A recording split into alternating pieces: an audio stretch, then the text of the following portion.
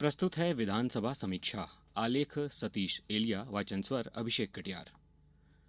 मध्य प्रदेश विधानसभा का बजट सत्र आज राज्यपाल मंगूभाई पटेल के अभिभाषण से आरंभ हुआ।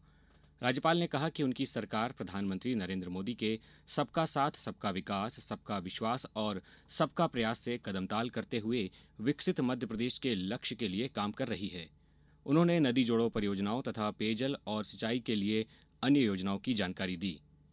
खेती को लाभप्रद बनाने और किसानों, महिला, युवाओं के लिए किए जा रहे कार्यों का ब्यौरा भी उन्होंने दिया। आदिवासी लोगों के लिए चलाई जा रही विशेष योजनाओं और अनुसूचित जाति कल्याण को सरकार की प्राथमिकता बताया। राज्यपाल ने प्रतिभावान विद्यार्थियों को लैपटॉप और ई-स्कूटी देने की योजना का भी जिक्र किया। राज्यपाल ने अभिभाषण में ये उल्लेख भी किया कि हाल ही में भोपाल में आयोजित हुई इन्वेस्टर समिट में प्रधानमंत्री श्री नरेंद्र मोदी ने मध्य प्रदेश सरकार की प्रशंसा की। समिट में सरकार को 30,77,000 करोड़ रुपए के पूंजी निवेश के प्रस्ताव प्राप्त हुए हैं और इन पर अमल शुरू हो गया है। इससे युवाओं को रोजगार के नए अवसर मिलेंगे।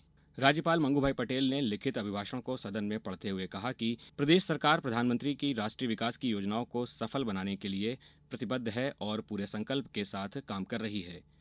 राज्यपाल ने नदी जोड़ो परियोजनाओं का जिक्र करते हुए कहा कि केन बेतवा लिंक परियोजना पर अमल से बुंदेलखंड अंचल के 10 जिलों को सिंचाई तथा पेयजल के लिए पर्याप्त पानी मिल सकेगा। इससे उत्तर प्रदेश के बुंदेलखंड के जिलों में भी पानी मिलेगा।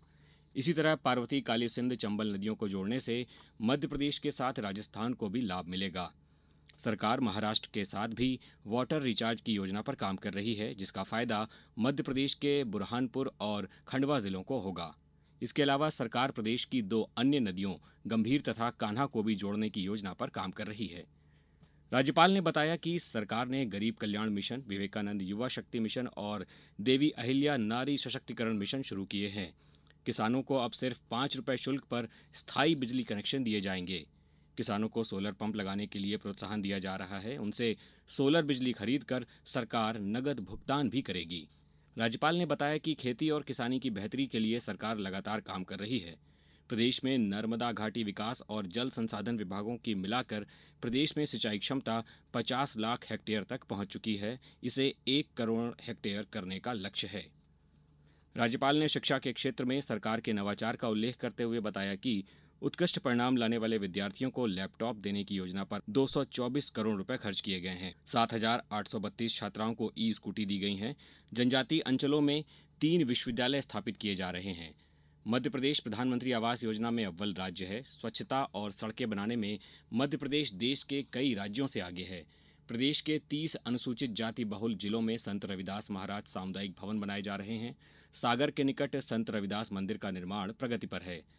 अनुसूचित जनजाति बैगा, सहरिया, भारिया में कुपोषण मुक्ति के लिए हर परिवार को प्रतिमाह 1,500 रुपये दिए जा रहे हैं। राज्यपाल ने बताया कि सरकार जन विश्वास विधेयक लागू करने जा रही है। यह उद्योगपतियों और व्यवसायियों को आसानी देगा। सरकार वर्ष 2025 को उद्योग व रोजगार वर्ष घोषित कर चुकी है।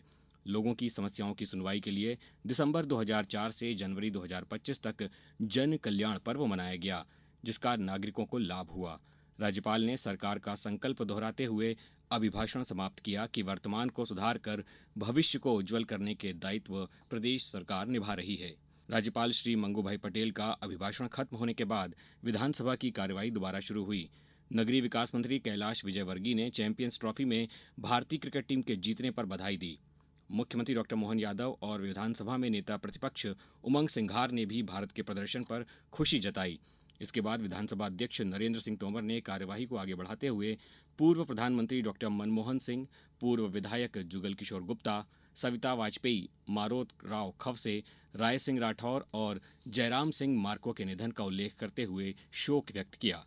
सदस्यों ने भी दिवंगत नेताओं के योगदान को याद करते हुए उन्हें श्रद्धांजलि अर्पित की। इसके बाद राज्यपाल के अभिभाषण पर चर्चा के लिए कृतज्ञता प्रस्ताव भाजपा विधायक अर्चना चिटनिस ने प्रस्तुत किया। इसके बाद विधानसभा अध्यक्ष नरेंद्र सिंह तोमर ने सदन को बताया कि राज्यपाल के अभिभाषण पर धन्यवाद प्रस्ताव पर सदन में 11 और 13 मार्च को चर्चा होगी। विधानसभा समीक्षा समाप्त हुई।